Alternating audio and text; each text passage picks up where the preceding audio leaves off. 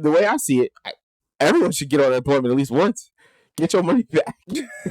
That's crazy. Yeah. So George Santos is a man, allegedly, who lied about every single possible thing you can think of. Bro, I didn't think this level of like deception, delusion, I don't know what to call it, was possible. Yeah, and at the end, we'll tell you the saddest. I'm going to tell you guys the saddest part of this whole thing at the end. So,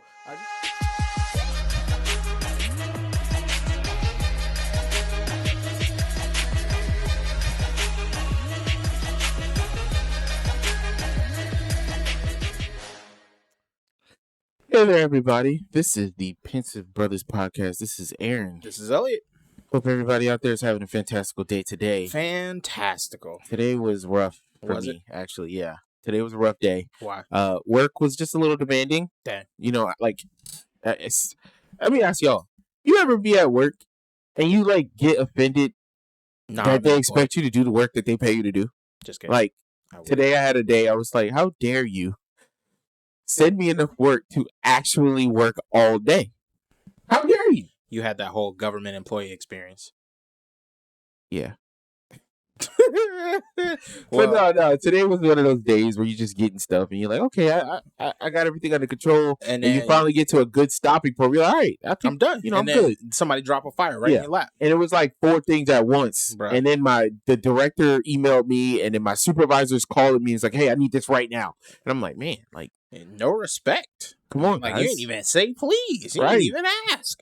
Now, Wednesday. I'm gonna be honest, bro. Like, sometimes, you know, I be trying to figure out what it feel like on the other side. You know, I'm trying to live that unemployed shiesty life. Not too shiesty, not go to prison shiesty, not sell drugs or anything, but just like, you know, I'm trying to just live off unemployment, play video games, eat Cheetos for a couple months or something.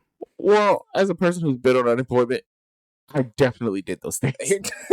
What's terrible is I also have been on unemployment, but I felt so guilty. I felt none of that. It was glorious.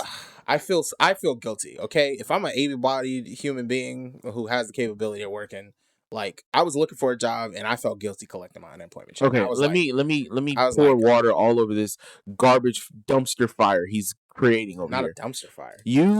If you have a job, yes, you are paying into the unemployment system. Yes. So if you ever find yourself in a situation where you need to take unemployment, take the unemployment. Yeah, please do. Now, don't be, out of work forever, trying to game the system forever or anything. Yeah, but, they cut your unemployment off after a certain amount of time anyway. Well, yeah. So the way I see it, everyone should get on unemployment at least once.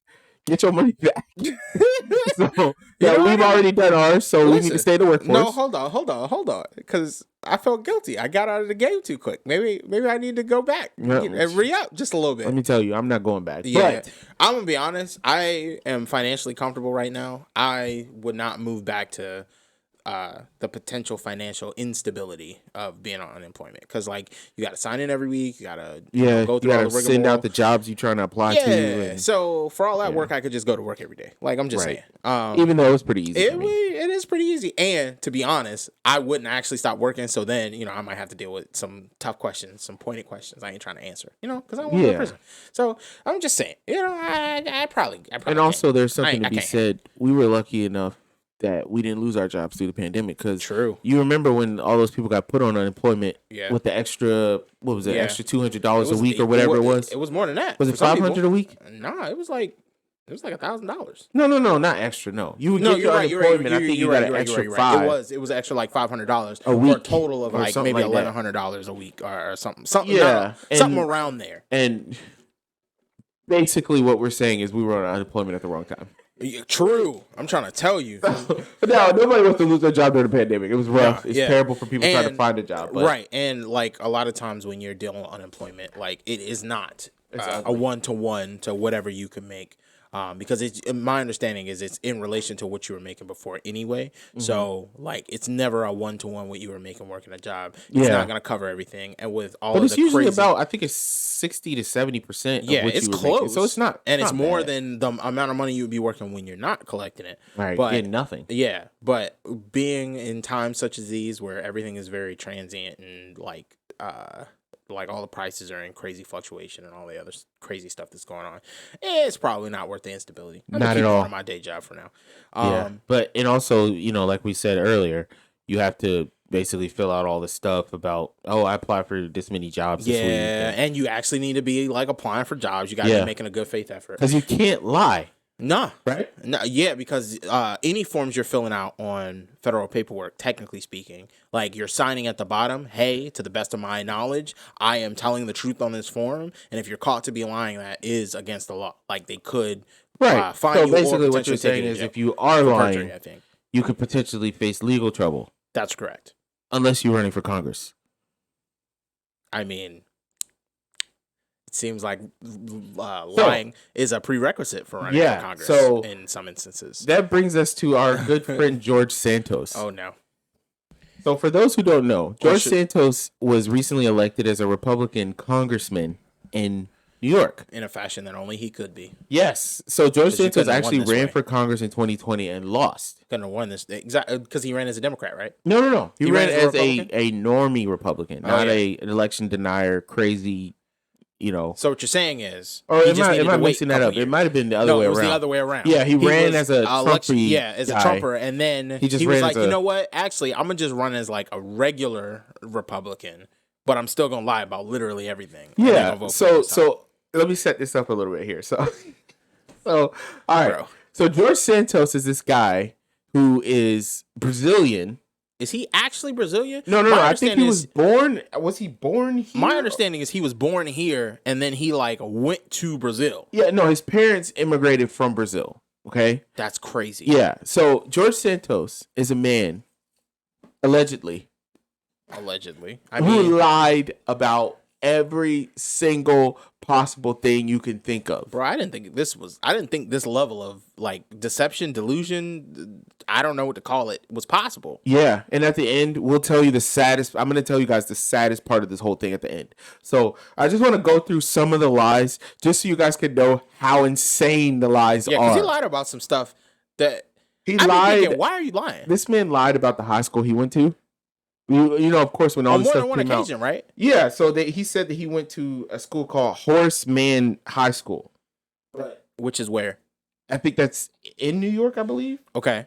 And where did I could be wrong about that, but I don't know where he actually went. But he didn't go there. The school said, we have no records of him graduating or attending this school. Then he lied about being a Baruch College in New York, which is a pretty prestigious school. This one. Baruch College graduate of 2010. But not just a graduate that he graduated, but he lied and said that he was a star volleyball player at Baruch College, and they won a championship. Right? Yeah, he won the championship on the volleyball team. This man really, man. Do you know how easy it is to fact check that? He was like, no. I was in Haiku. I promise. We won the tournament. So the college comes out and is like, yeah, this guy never attended this school.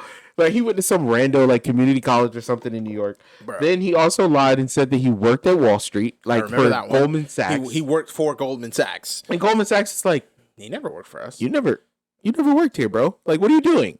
And he's like, no. I'm just saying, like, I was a broker who worked with people from Goldman Sachs, so I kind of worked for Goldman Sachs. Yeah. I was just embellishing. Then he lied and said that his grandparent, like, fled from the Holocaust. Yeah, and he was Jewish. So he says, oh, yeah. So I'm culturally Jewish. And then when people started calling him out, he was like, no, guys. I didn't say I'm Jewish. I said I'm Jew-ish. Like, kind of Jewish. You know what I'm saying? Because the Holocaust family member and all these other nonsense. It turns out, no, they did an ancestry of this guy. There's not a single bit. Are from Brazil.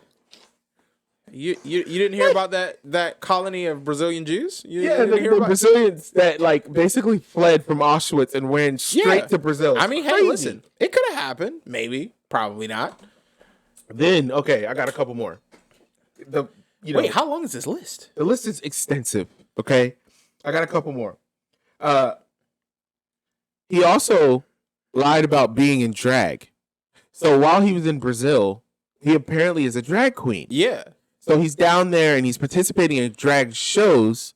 Because he did that up here a little bit too, but then he stopped so that his past didn't follow him. Because wasn't his name something else too? Yes, that's what I'm actually looking for. It was Anthony DeValder. Yeah, he lied and said he had a name of Anthony DeValder's, who he told a bunch of people in all of these different facets of his life what his name was. So all of these people are like, who is George Santos? Yeah, which one is his real name? Let me see if I can find his Katara. That's his drag queen name. Of course it is. Was Katara. So he participated in all these drag shows. Obviously, as you know, Elliot, the internet's undefeated. Yeah. So of course they find every picture and video that they need. Yeah. And of course it's him. Like, come on. Like, obviously him. It's so very he's a clearly Republican him. dressing in drag. So obviously they're upset because what do they call the drag queens? Groomers? Okay. We got to talk about that because it's actually wild, because like there's some truth there and then there's some wild stuff there, but we're gonna finish the George Santos stuff first. You didn't even get to the fact that he is potentially gay, but he was married to a woman who he then divorced, and then he's married to a man now. He's married to a man now. He was married to a woman before. He divorced her, started running for president. No, Congress. I'm sorry, Congress, rather. Yeah. Started running and then got married somewhere in that process. Because he got divorced, I think, in 2018 yes, or 16. He was not married when he announced, is my understanding. Yeah. And sometime between then and now, he's gay. Yeah, and he's talking about his husband and his 2 dogs on Newsmax the other day. Yeah, and then also, the worst lie, he had a company... it's like a nonprofit pet organization. Yeah. Called like Friends of Pets United. That's what it was called.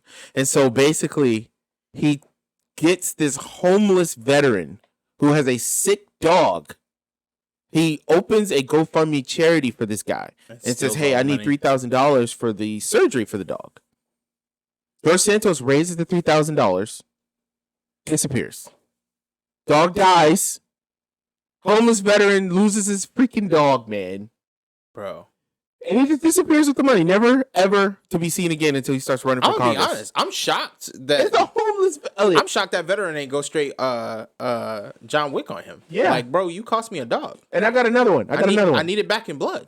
No, that's probably... You gotta go ahead and give me one of them dogs you got. I don't know anything worse than, like, disrespecting a homeless veteran. I mean, like, come on, man. Like, what is going on in your brain? Give him the $3,000 to help him get a home. But anyway... Yeah. Whatever. You know, certain people love their animals. Yeah. So we'll leave that alone. Okay. Then I read a story last week. This is a newer one. Oh, no. Where basically George Santos at the Friends of Pets United nonprofit place. Yeah. He wrote a bunch of bad checks. Of course. Where he purchased puppies, like, you know, dozens of puppies. What did he do with the dogs? He held an auction and sold the dogs. And if anybody that's out there that's like, oh, I don't know if that's true, look it up. This dude held an auction day after he got all these checks for these, wrote all these checks to these people. The auction was on the social media of this organization, Friends of Pets United or whatever it's called. Right. And he does the auction, sells all the dogs. These people take him to court. Elliot, you're not going to believe this, Elliot. What? These people, they sue, they try to get their dogs or their money back or whatever, right? Wait, so he didn't give them the dogs? No, he held a charity and sold the dogs. He gave these people, I'm running a charity. Yeah. I give you a check. You give me the puppy. Yeah. Okay? Now, you take the check to your bank.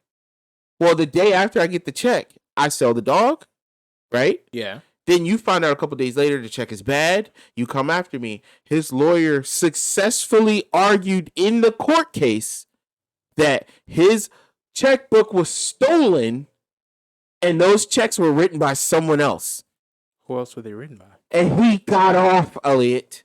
I'm so confused now. I'm not joking. He got off. This is the thing that happened in Brazil, though, right? No. Wait, so what is the country of Brazil going after him for? No, they're going after him for I think it's for check fraud as well. I thought he wrote bad checks down there, too. No, he This did. is a separate thing. So he's actually, like, I don't want to say on the run because that's not right, but he's like, he can't go back to Brazil. They were trying to get him. Sounds like on the run is the right term. Check fraud in Brazil as well. That's why everybody's like, oh, this right here had to have happened. Okay. Because he did check fraud there. Why would we not believe he did check fraud here? So this is just some I mean, he said his name was Anthony DeValter. We don't even know what his real name is. What about the Qatar name? We don't even know. Listen, what's wild to me about this is how are people running for office and people don't find this stuff out about them? I'm gonna get to that. Oh, I got one more lie. Wait, there's more? Yes, there's so many more. There's no way I'm gonna remember all of them. This dude lied and said he lied and said that his mom died in 9/11. Like during 9/11. Yeah, I remember this one too. And it turns out he tweeted when his mom died from the same Twitter account that he tweeted a couple of years later on a 9/11 Memorial Day, right? Did she not die on 9/11? Oh, he tweeted on some rando day. Oh, today my mom died or whatever, which was years after 9/11. But then he, more recently during this campaign, he's talking about how, my mom died during 9/11. I lost her. Why would you lie about that? Because he's trying to, like he said on Piers Morgan last night or 2 nights ago. Oh, I was saying what I thought that I needed to say to be accepted by the party. That's what he said on Piers Morgan 2 nights ago. So, bro, I mean, the lies are just so unbelievable. Okay, they're gonna keep coming back to me. This is really interesting. Okay, because I'm genuinely curious. So, are you aware that right now, Dominion Machines or Dominion? Yeah. You told the election. Yes, machine company. Yes, they're suing Fox News as well as a whole bunch of other people, including Rudy Giuliani, and some other people who basically said, "Oh, you guys' vote counting machines were rigged." Yeah. And they knew it was false. They are absolutely going to win because they deposed everybody, and not a single person under oath would say that they didn't know that these claims were false. Not only that, they're going to win on probably defamation because they have all of these text messages and emails and correspondence between all of the major Fox News hosts. Wait. There's another one. Before we get there, okay? Because I want to talk about that. We're going to talk about that because Dominion... I keep wanting to say Dominion Energy. It's definitely not Dominion, the company that creates the machines for the elections. Let's call it Dominion Systems. That's what it's called. Dominion Systems. I think. Yeah. They are suing Fox News, so we'll talk about that in a second. Yeah. But wait, one more lie. Okay. You remember the Pulse nightclub shooting? Oh my God. He said that he lost 3 of his employees in the shooting. And I think that was Orlando. Why more than one? He could have just said one. He could have been like, he was like a video editor for me, or But I got another one. I learned about this one today when I was watching the news today. 3 is so specific. Yeah, he lied and said that he was an actor, and he landed roles on hit TV shows such as Hannah Montana, The Sweet Life of Zack and Cody, and a movie called Invasion starring Uma Thurman. Even though Uma Thurman never appeared in a movie under that name. My question is, why are all of these lies always so specific? Why he lied and said he was a Broadway producer? Why Baruch College volleyball team? Like, that's so random. It's like his brain is like, what can I say that nobody would expect me to say? I'm going to just lie. Yeah, he lied and said that last December, he said that he was the target of an assassination attempt, and they've done extensive research to find out that never happened. He never said that. Maybe he's schizophrenic, bro. Yeah.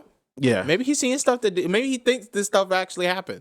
Or maybe he just likes to lie. I'm going to cap it at that. That's enough. Are you sure? Yes. Can we talk about Dominion Systems now? We're going to cap the capper. All right. Shut up. Okay. Anyway, just remember, you guys. Don't lie. George Santos in New York is an absolute clown show. And now let's tell them the saddest part of this. What's the saddest part? The saddest part about the George Santos story is the poor Democrat who didn't find out none of this and lost to him. Wait a minute.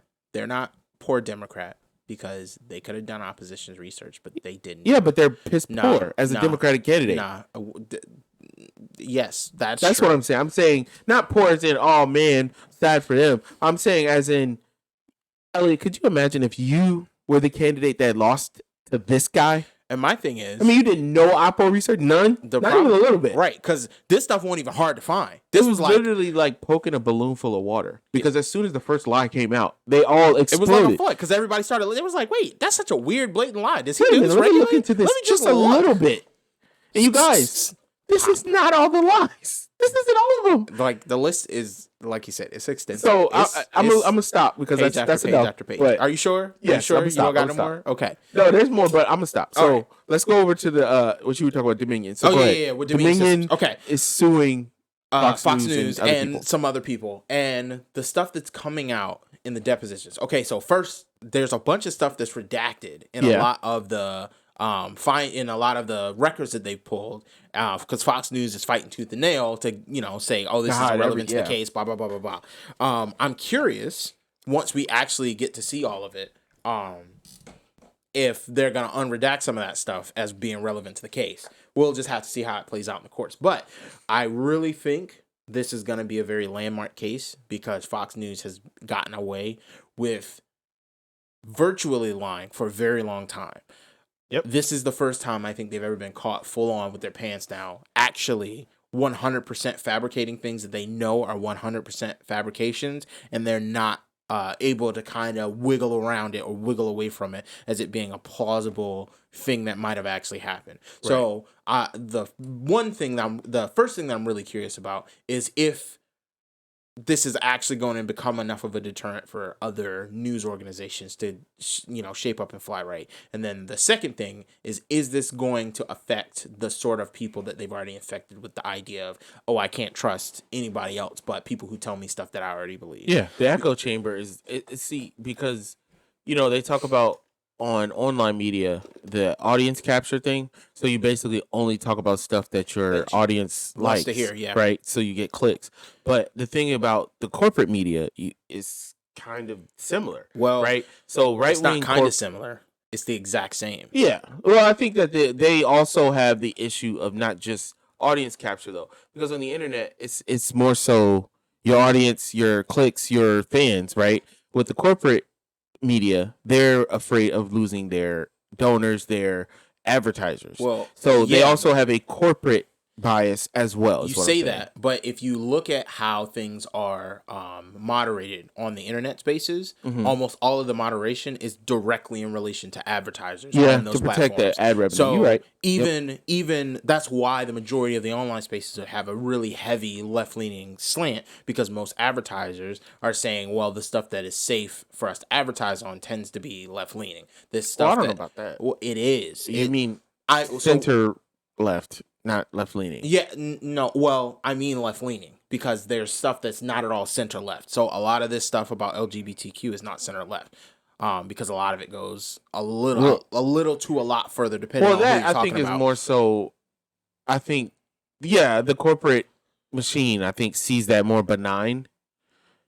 I don't think they see it as benign. I think they see it as capitalism. They see it as because gay people buy Coke and sneakers too. Not just that. The kids that are coming up are more sympathetic to LGBTQ stuff, which means we need to, because the people who are going to, one, spend the most of their income, and two, be most influenced by a lot of this advertising, at least, my understanding, is probably going to be your young to young adult crowd. Mm-hmm. Those are the people you generally tend to advertise to. So like teenagers through to like 28. And then on the opposite end of that spectrum, it's like all old people. Like those are really the two biggest markets, because your people in the middle are usually spending either for their own kids and teenagers, or they're like trying to build up their lives and they're not doing as much like discretionary spending. But that middle group is also going to be your group that probably has the most spending power. So like you got to keep it balanced, which is why I say left leaning, not so much center left, because I think the closer to the center you actually get, the more advertisers get kind of leery. They're kind of like, maybe it's okay, maybe it's not. I don't know, because the top shows like on Facebook, for example, every day of the week is Ben Shapiro. So I don't know.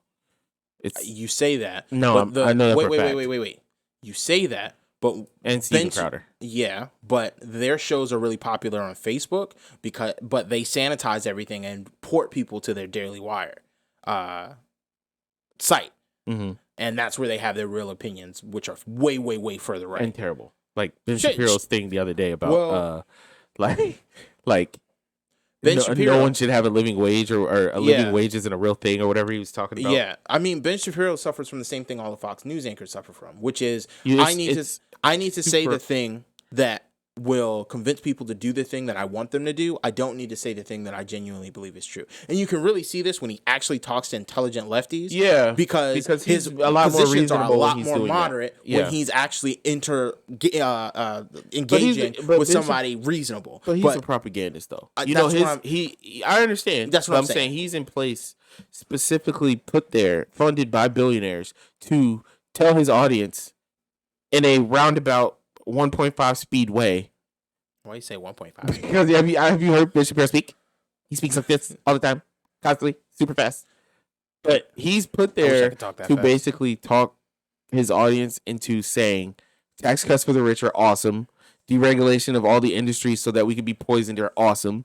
More wars and increasing the military budget is awesome. Cutting Social Security and cutting Medicare is necessary. It is moderate. It is reasonable. Can we talk about that for a second, actually? Yeah, go ahead. So I've been thinking about this recently. Wait. Did we finish what we were talking about a second ago? Yeah. I mean, okay. Listen. I'm interested to see what comes out of the whole Dominion Systems lawsuits. They're going to win. Yes, they're going to win. I'm really looking for what is the fallout in behavior changes. What is the fallout in actual penalties? Yeah, an audience. Like, how does the audience of Fox News actually react to the fact that they find out that factually Fox News lied? Now, Fox is not going to talk about this on network. No. So they'll do that like scripted. Well, we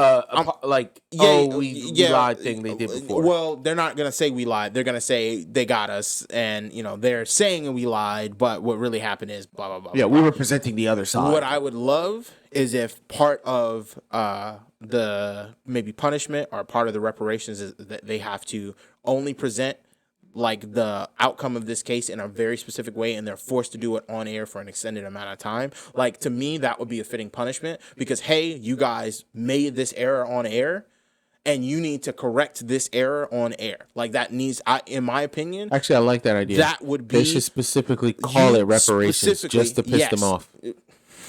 Because you said reparations. Actually, Fox News giving reparations is fitting. Low key, that would be the funniest thing ever. I don't know if anybody on the Dominion Systems team will ever see this video. Okay, they probably won't. I mean, hey, I might tag them on Twitter. Maybe they'll see it. You guys should ask for Fox News to be forced to specifically make an apology on air in a very specific and particular way that they then have to follow through on, and you should probably make them do it on prime time. And they don't necessarily have to get as much money. Now, you still need to hit them over the head. Get your money. Get your bag. But you should also, make them apologize. You need to hurt them to the point where this is never happens. This is like, oh no, we don't want to do that. Yeah. Because, you remember with Lou Dobbs and you had, what's the crazy lady? Jeanine Pirro? Yes. You had these people out there just straight up lying. Yeah. I remember. And the crazy part is, after the Lou Dobbs thing. Yeah, he got fired, remember? Yes. Yeah. They didn't change nothing else. No, nothing was crazier than that one time. All right, this was about 2 days after. You remember the day they called the election? Yeah. So all the main networks, including Fox, called it at once. Remember for Biden. And so when they called everybody was very this is upset. about 2-3 days later. Mm-hmm. I'm gonna try to find it and show it to you later. But Newsmax. Oh yeah. They had this chick on Newsmax, and she's like, all of the mainstream media is using this map showing that Joe Biden won the election. This is the map we're using. And they show up this map where like Trump was up by like 50 delegates. Right. The map and Biden was losing, but the basically map didn't mean anything. It was what just they fake. did was all of the states that basically were contentious, Wisconsin, Georgia. They just gave it to Trump. No, yeah. They basically said these are lean Republican states, but we haven't called them. And I saw it on Twitter. So I'm watching this. And this lady's like, all the other news networks have called the election for Biden using this fake map. This is the map we're using. And I remember looking at it, and I'm like, what? But why are you using that map? Those states aren't even called. Like, you're using it in an authoritative way. Yeah, no, they're using it. Lying. They're using it just like the superdelegates were used for Hillary Clinton back in the primary. That's exactly at the beginning of the primary. Yeah, no, that's exactly what they did. So you're using a superdelegate that hasn't voted, and you're showing on CNN that Hillary has 350 superdelegates, and Bernie has none. Or Bernie has one superdelegate, or whatever it was. It was something crazy like that. It was some minuscule in your mind. Yeah. And, bro, I don't want to get back into 2016 because it's gonna make me mad all over again. We need to talk about 2024. But go ahead. We do, maybe not tonight because that's gonna be an in-depth conversation. We need to have a real conversation, but Marianne Williamson is announcing she's running for president in like a week. But have you gotten any warmer to the possibility that she might be a reasonable candidate? Most people are still feeling like she is. Yes, I am very much more, but she's gonna lose, so it doesn't matter. I think she'll lose, but I think she'll make a little noise. My hope is that she's gonna do the same thing that Bernie did, and she's gonna just move the conversation, move the needle a little bit. Now, I gotta say, this is a wild card year, so I can't count nobody out. I can't count it. Like, okay, we got to do this. Yeah. Okay, we got to do this. So, all right, what is the normal prerequisite to a person running for president? Normal. What are the 3 things that usually happen? When you say 3 things that usually happen, you mean like what is the process or what are the requirements? When a person is about to run for president, what do they usually do? Do you know? They usually start doing a round of fundraising, just to try and drum up the interest, see who's interested in maybe supporting them, see what issues people are interested in. By people, I mean their donors that they're trying to get money from. And then usually they either do like a soft announce where they leak an article to the press and say, hey, so-and-so is thinking about a presidential run, just to, again, try and see what there was a lot of those last time around. Yes. The 2020, there usually are. Soft leaks. Yes, soft leaks. And then I think they usually have to announce that they're pursuing an announcement to run. Okay, so this is what I usually see. Okay. 3 things. 1, an exploratory committee or exploratory campaign, which is basically what you're fundraising, and all that. Checking for issues, blah, blah, blah. See if you have support, blah, blah, blah. You see exploratory committee or a campaign, I'm sorry. Then they write a book and then they do a book tour. That's usually what happens. You know what? You might be right. No, that's what happens. Bernie just released a book. Warren wrote a book. Bernie wrote a book last time. He just wrote a book.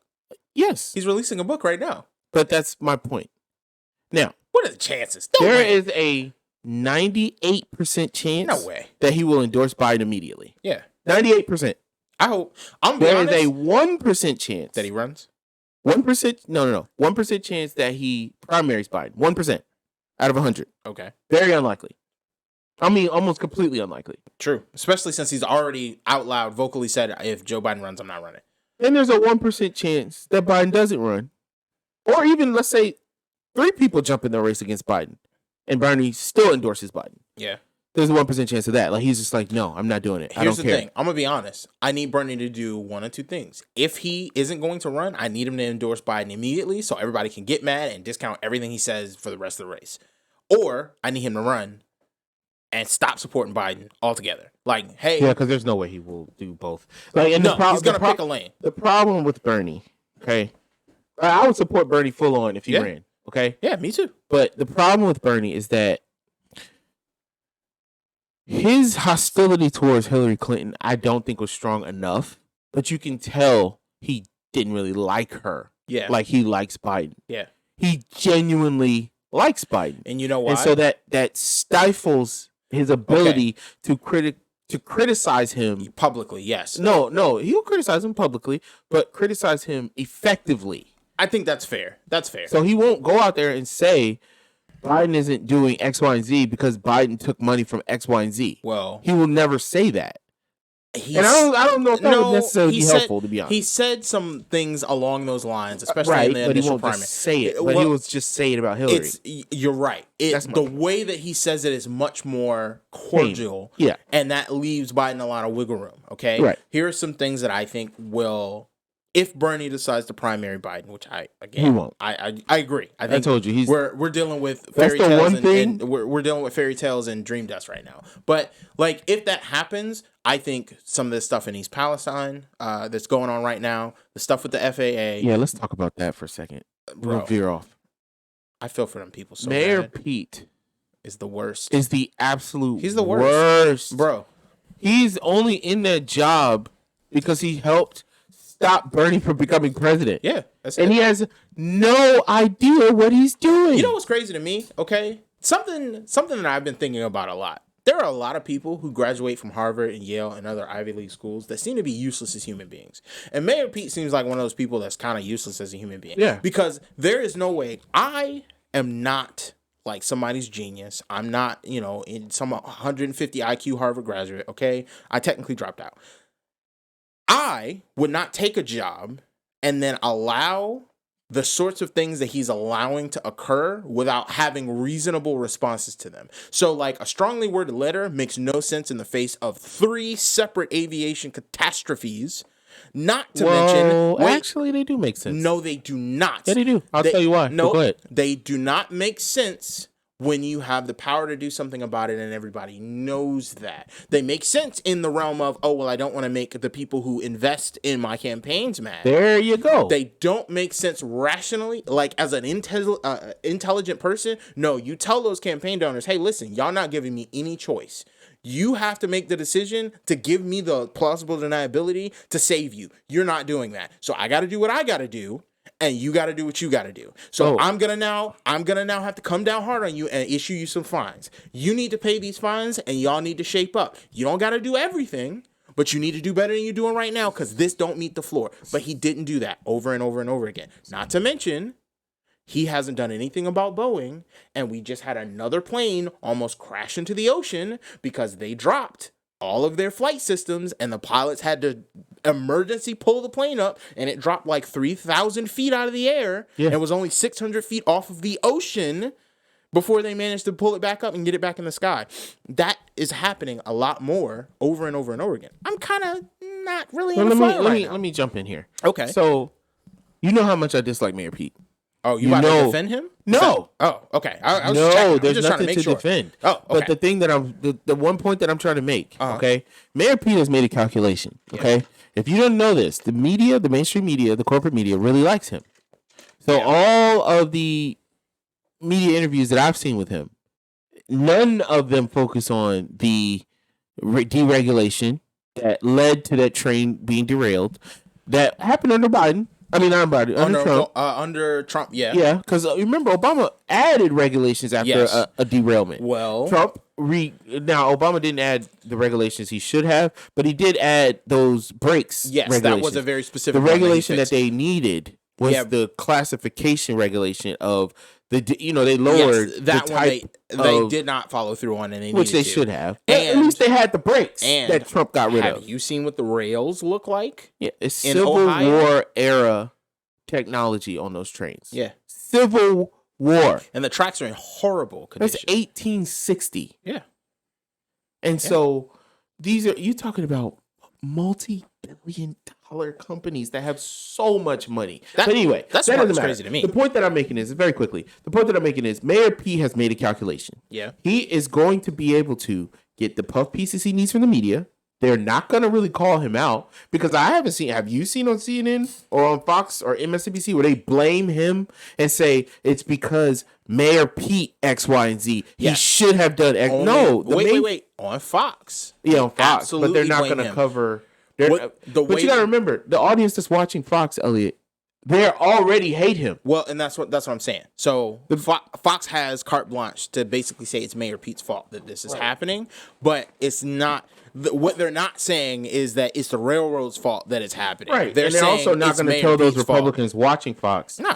Your Republicans in the House and in the Senate are the ones that voted on the deregulation that the Democrats opposed under Trump. Yeah. And Trump is the one that signed it. They're not going to do any of that. Right. And they're also on Fox. I saw segments on it. They're not covering the deregulation at all. No, of course. The only thing they're covering is Mayor Pete is the transportation secretary and he sucks at it. Yeah, that's what they're saying. Yes. My point is, Mayor Pete is going to need these companies to give him money again when he runs for president in 2028. Okay. And so when that happens, he is going to be in a position to say, one, I have spent the last 4 to 8 years not getting attacked in the media, so his image among certain Democratic groups won't be as destroyed as it should be. You're describing to me a lot of things that I think you're probably right in his mind, this is probably how. Oh, I totally agree with you. He's like terrible at what he does. What I'm saying is the calculation he makes. It's the same thing with Biden. No. What I'm quibbling with is this calculation makes no sense. It makes no sense based on the facts at present. No, it makes no sense to a person like you that pays attention. The average person that all they know about Mayor Pete is that he was third or fourth runner-up for president last time. He's been a transportation secretary, and now he's running for president again and has a lot of money. That's what they're going to see. Okay, no, but this is the problem, okay? The land is shifting out underneath these politicians' feet, and I don't think they're recognizing it. Do you know what one of the largest podcasts on Spotify was last year? Joe Rogan? Joe Rogan was number 1. Breaking Points was number 3. Was it? Yes. So when you take that into account, with Sagar and yes, and Crystal, number 3 on Spotify. So when you take that, know that. I know. So when you take that into account, look how many people have all heard the truth. This is happening. It's Mayor Pete's fault because he has the power to do something about it, and he's not doing anything about it. So even if, like, let's say they were like number 15, right? They were way down on the list. That's still millions of people. Yeah, lots of people. Who, one, probably don't watch cable news, like most people don't anymore. To be honest, one day we're going to sit down and talk about CNN and how basically I think they'll be the first to go. Because all cable news eventually will go. It's going to go, yes. But I think CNN is going to be the first because they in its massive decline. Yeah. The problem is they didn't understand why they were failing. Chris Cuomo. I'm sorry. No, keeping Chris Cuomo wouldn't have saved them. It wouldn't have saved them, but because their current CEO, it wouldn't have slowed it down. Their current CEO does not understand why no one likes CNN. Yeah, he doesn't at all. And he's going to get blamed in a couple of months. I mean, he should get blamed because if you're going to be the CEO, it's your fault when things don't go right. You should be capable of looking at the landscape and looking at who's being successful in the venues that matter and then replicating their model. So what CNN should have done is they should have hired a swarm of local reporters, and they should just have people everywhere just doing reports on regular stuff. Hey, we just found out Antifa was attacking people here. We just found out that there were police attacking white people here. Hey, we just found out that a train derailed in Ohio and nobody's talking about it. We have the first scoop. They should have spent all of their money on reporters. But instead they spent literally $2 billion on CNN Plus that no one downloaded. They did the exact opposite of that, and they consolidated even more money into a bunch of ventures that don't actually talk about the stuff that people want to hear about. So, that new show with Don Lemon that is crashing and burning right now. Yeah, it's a train wreck. Sorry about the pun. It's CNN is going to be the first to go, but I don't think a lot of these people in Washington are actually aware of how critically and entirely the media landscape is different. So, like you kind of saw it with the last election, all of the polls are very hard to lock down, but it's because the majority of the information that you get for polls come through a lot of the major media corporations, and when the majority of people are not getting their news through those sources, you're not getting good polling data on how people feel. So if the polls go to virtually all online, like good polling should probably come from like Twitter and Facebook now. Like that's probably, or even better, what really should happen is it needs to come through Google, where like if somebody pays Google a lot of money to basically put polls as advertisements on banners and say, hey, listen, we'll give you, 50 cents of virtual money or free something for doing a poll, and just run the polls through Google. So every time you Google search, you get access to polls. It's just right at the top of the page. You get good information. You'll have all kinds of people participating in it. You can kind of, based on your Google logins or whatever, see where these demographics are, blah, blah, blah. If I were Google, that's what I would be doing. That's the next racket, because y'all about to lose out on a lot of advertiser money. Y'all gonna not be a monopoly anymore. Like, polling is where y'all are at. Just telling you.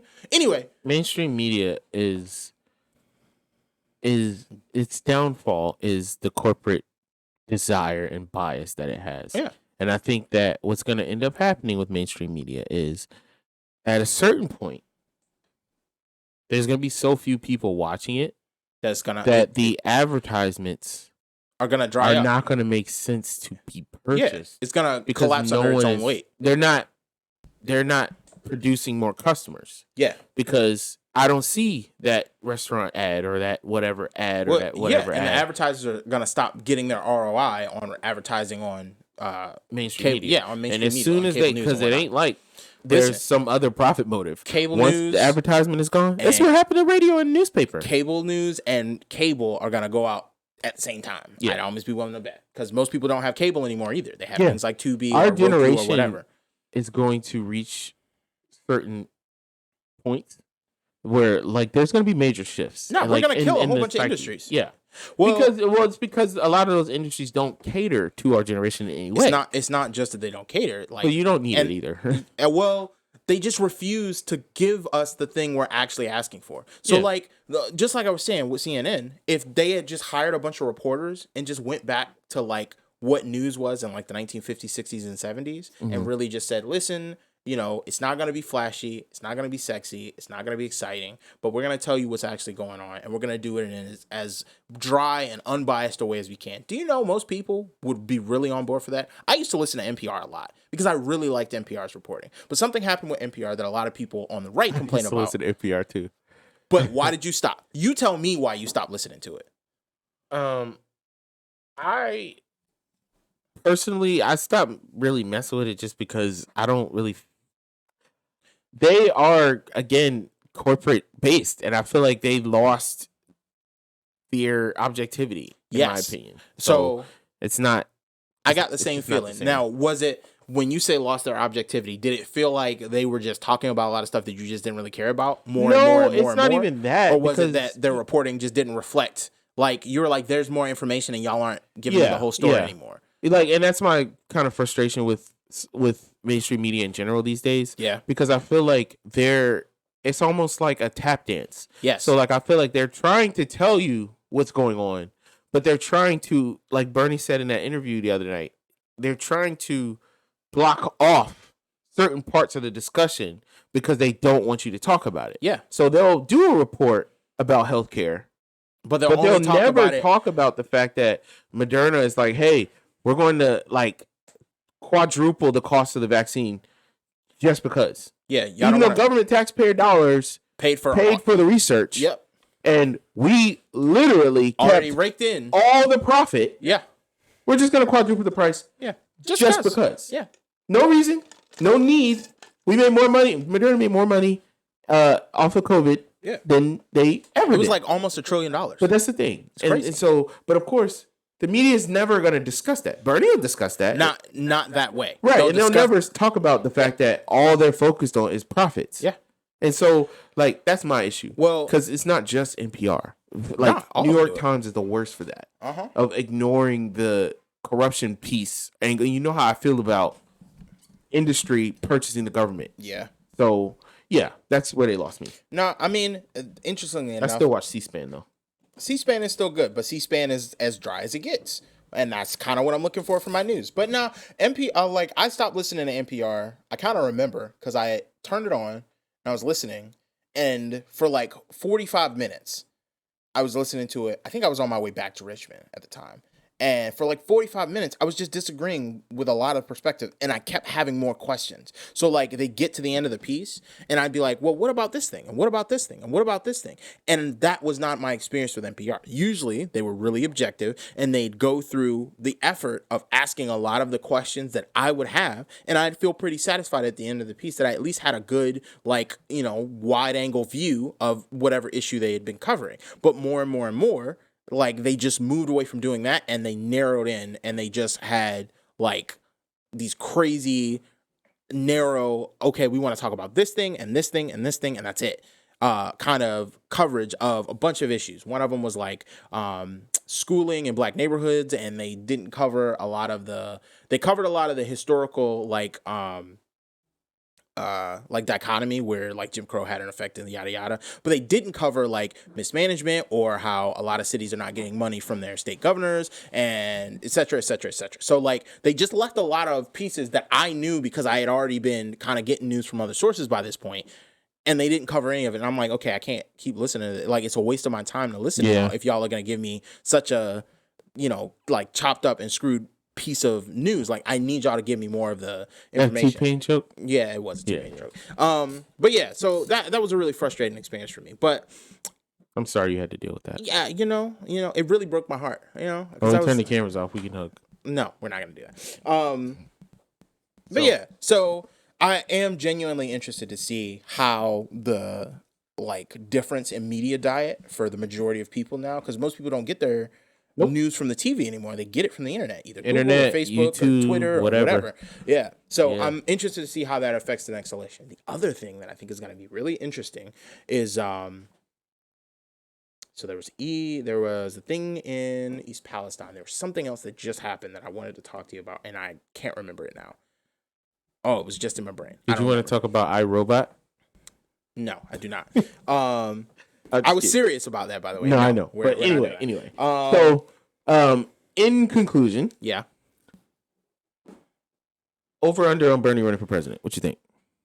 Nah, I think that's very farce, bro. Okay. I don't think it's gonna happen. That's what I think too. Yeah. But hey, listen. It's so funny when I listen to these people have their little interviews and stuff, because like the lady asked them in the interview, she said, you have made it clear that this is the question. You have made it clear that if Joe Biden runs for president, you will not run and you will endorse him. Is that still correct? He said, yes, I will not run if Joe Biden runs. That was what he said. Mm-hmm. Well, what I hear in my ears is, if he doesn't run, I will run. That's what I hear. Yeah. And now, okay, this is my conspiracy world brain thing. All right. Okay. I think because Bernie is technically up for re-election to the Senate in 2024. Yeah. And she was asking him, are you going to run for re-election? And he wouldn't answer. Of course not. And so he's like, now's not the time, now's not the time, now's not the time, basically. But it's like, I feel like Biden is like trying to run the clock out to see if he needs to run again to keep Bernie from running. I'm not terrible, joking, bro. because I genuinely feel like Joe Biden was a donor creation last election. He definitely was. And if you remember, before everyone dropped out and they jumped Bernie, Biden was losing. Yeah. I mean, you had other, Mayor Pete was doing better than him. Yeah. And so, I just think, God, Elliot, if we could have been a fly on the wall during some of those conversations. I know it had to be heated. Because, Obama was a big part of why, Klobuchar and Pete dropped out. Hour 12 phone calls to get people to I just wish I could have been a fly on the wall. I wish I could hear what made all of them. I mean, let's list them all. They all endorsed Biden at once. Mm. Now, you had Kamala, who had already dropped out. Mm. You had Beto O'Rourke, who had dropped out the week before the South Carolina thing. Mm. So he had just dropped out. So you had Klobuchar and Pete, who dropped out at the same time, the night before South Carolina. Then you had Bloomberg, who dropped out and endorsed Biden. Then, of course, Obama stayed out of it at this point until Bernie dropped out. Of course he did. But, yeah, all of them. Gotta be neutral. All of them. And then you had John Delaney, who had already dropped out. He was the garbage candidate. He was the Bobby Jindal of the Democratic Party. Right? I remember Bob Delaney. Yeah, that was hilarious. Yeah, and so you had all these guys get together. And, we talked about this before, how I wish, Bernie would have tried that, too. Gotten a coalition of, Beto and Elizabeth Warren. He could have at least got Beto and Elizabeth Warren if he was willing to. What was it? Marianne Williamson? Yeah, and she would have endorsed technically, maybe Tulsi back then. Maybe. He probably could have got Yang, too. Yeah, yes, Yang. And then Tom Steyer. He could have got Tom Steyer. But who could have tried to corral his own army? He needed to whip. But I think his focus was just winning. It wasn't. This has always been the weakness of a Bernie Sanders, okay? Yeah. So he's not strategic. I talk a lot about being a principled person because I do think that is key. That is a cornerstone. That is central to why people really rock with Bernie. But your principles, and I am guilty of this, and that's why I look at Bernie and I try really hard to examine myself because I see a lot of myself in the problems that I see in Bernie. Mm-hmm. Your principles should not be a thing that get in the way of the goals that your principles are leading you to. Right. So if your principles say, hey, the world should look like this because this is wrong and this is wrong and this is wrong, those principles should not preclude you from doing certain things that are still principled to actually affect the changes that you're looking to affect in the world. So like you shouldn't be so principled that you're not willing to turn like billionaires or people who might have ulterior motives to your side in order to get the things done that you're trying to get done. That doesn't mean that you promise them things that, you know, if all is equal would be bad or against your principles or your virtues or whatever. Like, don't promise time-style tax cuts when you get power. Like, no, that obviously don't do that. But like, if there is a different way, if it's like, hey, Tom Steyer, like, no, I'm not giving you any tax cuts, but I see you genuinely care about climate change, I'll appoint you to, you know, EPA director or you know, whatever, some role in that realm. Transportation secretary would never. No, if I'm honest, maybe over like small business administration. If I'm honest, he should have appointed Andrew Yang as transportation secretary. He would have done a phenomenal job, and we'd have high speed rail right now, guaranteed. Oh man, stand by. Wouldn't that be amazing if we had a train that just like went straight from here to like New York and straight from here to like Florida, and straight from here to like Texas. Tennessee? You have one going to Dallas. Yep, you go have one going to Texas and probably have one going to like Michigan or Chicago, and then you could have one going like clear across the country. Yeah, all just the way like straight to California or something. Like, you know, different ports. But you can make it to California from this side of the country. You might have to go to Dallas. Yes, and then go to California. Or Vegas. Could you imagine? Could you imagine if we weren't spending all our money on stock buybacks and stupid wars? Oh my god. Anyway, but yeah. So that's you know, in our dream world, right? Yeah. We're about to get caught up in another conversation. I know. We're not gonna stay in dream world. All right. I still can't remember that thing I wanted to talk about earlier, but it'll come back to me later. It's probably not important. So, yeah, that was good. Yeah, man. I think. Last thing I want to talk about, okay? What did you think about the Super Bowl? Because we haven't talked about that yet. Super Bowl was good.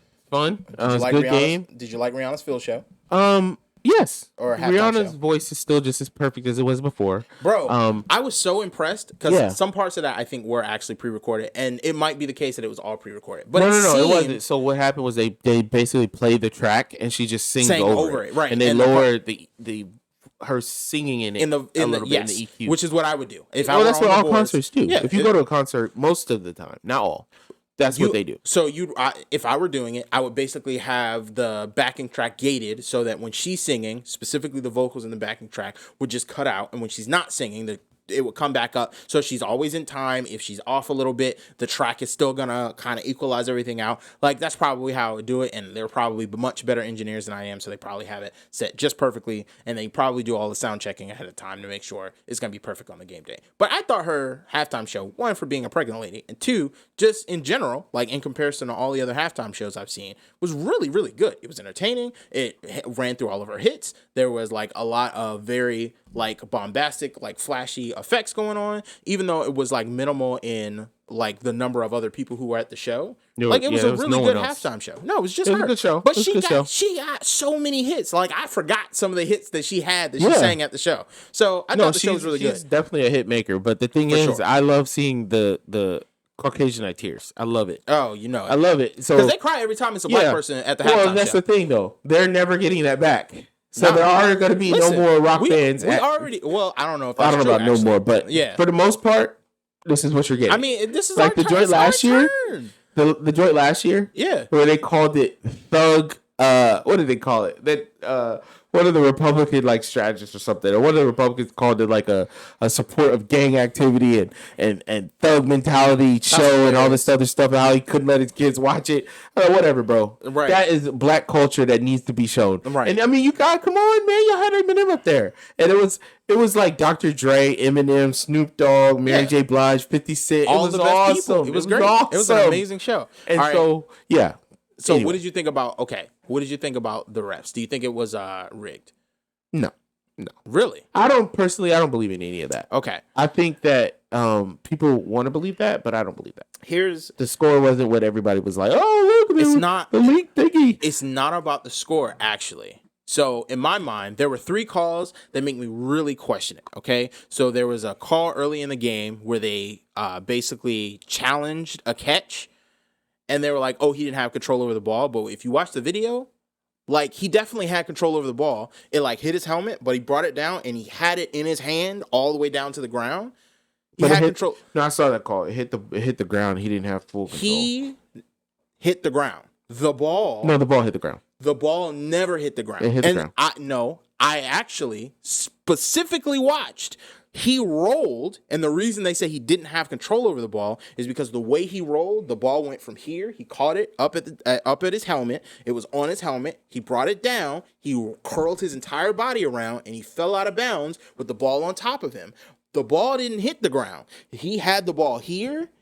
From here, he got it down to here, and the ball was carried on in here. By the time he actually hit the ground, he had the ball all the way back up here. The ball never hit the ground. So I can see you saying, okay, it was kind of iffy if he had control, but my understanding is you're only supposed to win challenges when it's obvious that he did not have control of the ball. This is the rules that they were reading online. You can go back and rewatch it. You got to do it on an official NFL source because, Super Bowl is super extra uber unmonetizable, which is why we're never showing any NFL stuff on here. But he had control of that ball. But, the ball touched the ground, bro. Listen. You saying this because you're an Eagles fan? Wait. No. You salty? I'm actually not salty because it was a really good game except for these calls. So it was that one. It was, there was one call where they, if I remember correctly, it was like a catch that was questionable on the Chiefs side, and then that last call that kind of ended the game, basically. Yeah, that was it. I remember that. Yep.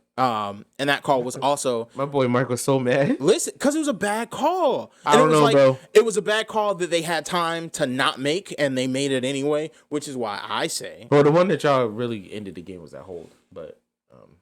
I mean, the whole. The game was almost. There was over the last then, call, and then of course when homeboy fumbled the ball and they ran it back, that was early in the game. Y'all would have been able to win. Well, I agree, but listen, y'all was murdering in the beginning. Listen, that's why I was like, man, it ain't no way we should have lost that game. But hey, listen, there's always next year. There's always next year. Great season. Y'all gonna have a good team next year. And our quarterback ain't hurt, so we gonna come back next year. I mean, Mahomes ain't gonna be hurt next year. Listen, they gonna keep him on them good drugs. So listen.